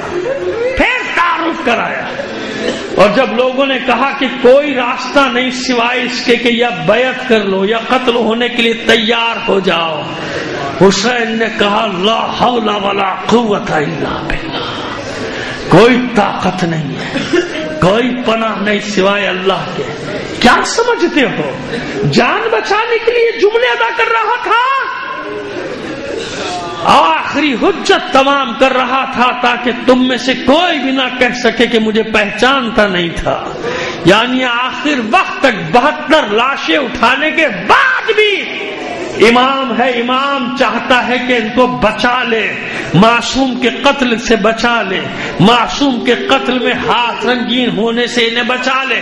جنگ شروع ہوئی، 3 روز کا پیاسا، مکمل 3 شب و روز کا پیاسا، کیونکہ عزادارو اتنا تو میں جانتا ہوں کہ کربلا میں جتنا پیاسا حسین ہے کوئی بھی نہیں ہے۔ سکینہ سے پوچھو گے تو وہ بھی ذوالجناح سے یہی کہتی نظر آئے گی بابا کے ذوالجناح بس اتنا بتا دے، شمر نے خنجر چلانے سے پہلے میرے بابا کے گلے میں 2 بوند پانی بھی ٹپکائے تھے یا نہیں؟ سید سجاد سے پوچھو گے تو وہ بھی مدینے کے بازار میں قصاب کی دکان پہ یہی کہتا نظر آئے گا کیسے لوگ تھے کربلا میں، لوگ حیوان کو ذبح کرنے سے پہلے پانی پلاتے ہیں، کیسے مسلمان تھے، فرزند رسول کا گلا کاٹا اور گلا کاٹنے سے پہلے اس کے خشک گلے میں تھوڑا سا پانی بھی نہیں ڈالا۔ فاطمہ کے لال نے شمشیر کو بے نیام کیا، للکارا، پہلا حملہ، بھاگا وہ لشکر بھیڑ بکریوں کی طرح، دوسرا حملہ، پہلا حملہ کر کے واپس پلٹے تھے حسین، گنج شہیدہ کا رخ کر کے آواز دی تھی عباس، علی اکبر، ابن اوسجا، زہیر، میرے دوست حبیب آؤ دیکھو، میں نے تمہارے ہر وار پہ داد دی تھی، مرحبا کہا تھا، آفرین کہا تھا، آؤ اپنے مولا کی جنگ دیکھو، اب اس حسین کی جنگ دیکھو جو 72 لاشیں اٹھا چکا، اب اس حسین کی جنگ دیکھو، کربلا میں اس سے زیادہ پیاسا کوئی نہیں۔ دوسرا حملہ کیا، پھر وہی عالم، علمان الحفیظ، علمان الحفیظ کی صدائیں ہیں پسر صاف کے لشکر میں. بتا دیا علی کے لال نے کہ اب بھی چاہوں تو تمہیں شمشیر سے تنہا زیر کر سکتا ہوں میں. لیکن عزیزو وہی مشیت الہی، یا ایتھا النفس المطمئنہ ارجعی الی ربک راضیۃ مرضیہ، اے اطمینان پانے والے نفس پلٹا اپنے رب کی طرف. اب آیت سے ہٹ کے جملہ کہہ دو، حسین پلٹا میری طرف. حسین تو نے وہ کر دکھایا جو کوئی نبی نہ کر سکا. پلٹا حسین، تیرا رب تجھ سے راضی ہو گیا. اب جو میں تجھے دینے والا ہوں حسین، تو بھی اس سے راضی ہو جا. قیامت تک تیرا تذکرہ سب سے زیادہ ہوگا، تیرا ماتم سب سے زیادہ ہوگا، تیرا غم سب سے زیادہ منایا جائے گا حسین. بس اب تیری وجہ سے میرا دین باقی رہے گا. حسین ذوالجناح پر آخری منظر تیروں سے چھلنی. کیسے چھلنی؟ یہ تو روایت کے لفظ ہیں، مبالغہ نہیں ہے کہ سوائے تیروں کے کچھ نظر نہیں آتا تھا. اتنے تیر حسین کے جسم اتھر میں پیوست ہو گئے تھے کہ جدھر سے نگاہ ڈالی جاتی تھی صرف تیر نظر آتے تھے. مگر اتنی قوت ہے زہرا کے لال میں کہ ابھی ذوالجناح سے کوئی گرا نہیں سکا حسین. بس ہرملا کو طلب کیا، ایسا کام کر. حسین ذوالجناح سے نیچے گرے. ہرملا نے آخری تیر کمان میں جوڑا. کہتا ہے کہ میں حسین کے قریب آیا مگر تیر ماروں تو کہاں ماروں، کوئی جگہ باقی نہیں بچی تھی جس میں تیر پیوست نہ ہو. میں نے کئی چکر لگائے، بس پیشانی پہ سجدے کی جگہ خالی نظر آئی. میں نے سامنے آ کر بالکل قریب سے پیشانی کا نشانہ لے کر تیر مارا. یہ آہنی تیر حسین کی پیشانی کو توڑتا ہوا اندر تک دھس گیا. بس عزادارو، اس تیر کا حسین کے سر اقدس میں پیوست ہونا تھا کہ زہرا کا لال ذوالجناح پہ ڈگمگانے لگا حسین کا بدن ذوالجناح پہ. ذوالجناح نے دیکھا میرا سوار گرنے والا ہے. اس وفادار جانور نے، حیوان نے اپنے چاروں پیر چیر دیے تاکہ بلندی کم سے کم ہو جائے. عزادارو، حسین اس طرح سے زین سے زمین پر آئے، تیروں پر معلق ہے جسم اطہر، زمین پر نہیں لگنے پایا. اور تیر نہ بھی ہوتے تو زمین پر کیسے لگ سکتا تھا؟ نہیں لگ سکتا تھا حسین کا جسم زمین پر. کیوں؟ جب زین سے زمین پر تشریف لا رہے ہیں، ایک ماں گود پھیلائے بیٹھی. میرے حسین آئیے مختصر کرتا ہوں. کتنے غم ہے سید سجاد کے، زنجیروں میں جکڑا ہوا، توق خاردار گلے میں. حکم یہ دیا گیا ہے کہ لاشوں کے درمیان سے گزارو قیدیوں کو. اس لیے سجاد کہتے ہیں وائے ہو اس بیٹے پر، اس جوان بیٹے پر جس کے سامنے اس کے بابا کا لاشا پڑا ہو اور اسے اتنی اجازت نہ ہو کہ وہ اپنے بابا کا لاشا دفنا دے. سید سجاد کا تابوت ہزاروں لوگوں نے اٹھایا تھا، حسین کا نہ تابوت بنا نہ کسی نے جنازہ اٹھایا. فاطمہ حسین